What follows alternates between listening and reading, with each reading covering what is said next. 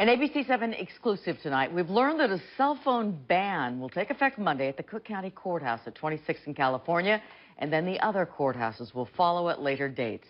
The goal? Protect jurors and witnesses. ABC 7's John Garcia here to tell us about the potential dangers they face and have faced. Yeah, it's going to be difficult, though, because obviously we've all gotten pretty dependent on these little devices here. For the first time tonight, though, we're hearing from judges who say witnesses and jurors have been intimidated by people taking pictures and sending information with their cell phones. The crime amounted to an execution. The man who killed Fred Hamilton stood over him and fired several shots.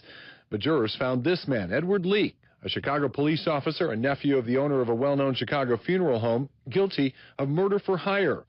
It was a high-profile crime, and Denise Malley-Palatano and her fellow jurors spent long hours at the courthouse at 26th in California.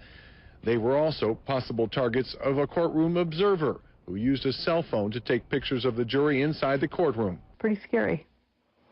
That would have been a concern if I would have known about that at the time, because it was a concern being in the location we were, the type of case that we were on, and the fact that we were getting out of there late at night. Judge Diane Gordon Cannon confiscated the cell phone, adding it to her collection.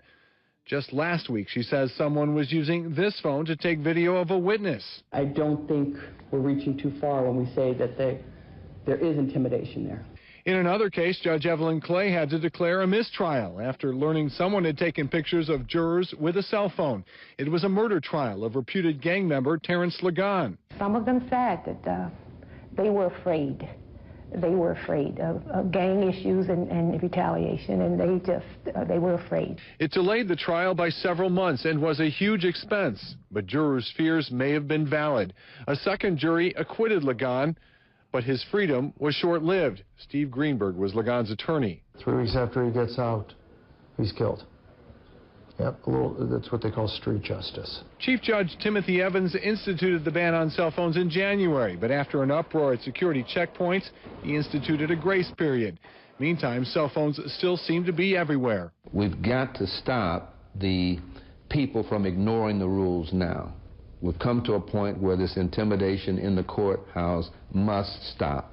Judges say the majority of intimidation comes in gang-related trials. They say it's similar to the so-called code of silence that often keeps neighborhood witnesses to gang crimes from coming forward to police for fear of retaliation. Every victim deserves justice. Every defendant deserves justice.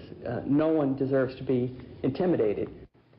We did speak to a number of courthouse regulars who say they're against the ban. They say they believe it's unnecessary, but as you heard, the judges feel strongly about it. The ban goes into effect Monday at 26th in California. The other 12 courthouse buildings in the county will take a little longer because they have to install storage lockers. All right. Thanks, John. Thanks.